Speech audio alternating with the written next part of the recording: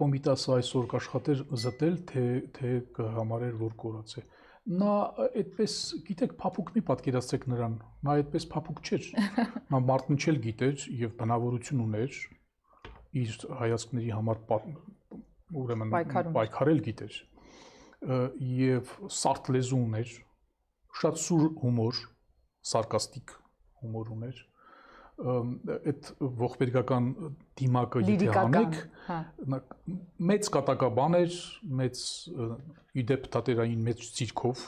այդպես կոնե Աճարյանը, եթե ճիշտ եմ հիշում, նշում է նրան, եւ այլ եւ այլ, եւ այդքան հեշտ չէր հանձնվի։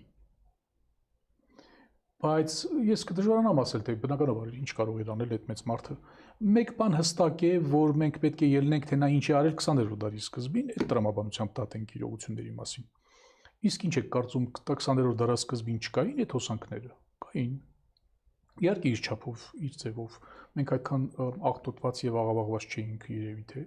բայց իրականության մեջ կար, մեր իրականության մեջ Թումանյանը, մեր մյուս մեծը, նրա կողքին ապրող հանդիպում են Թիֆլիսում եւ Կոմիտասին ասում է ինքն է Թումանյանն է կանգատվում։ Ասում է այստեղ քաղաքային կյանքը աղավաղված է։ Մարդիկ հայերեն չեն խոսում։ Եվ այլ այսպես բաներ է խոսում, կանգատվում է Կոմիտասը։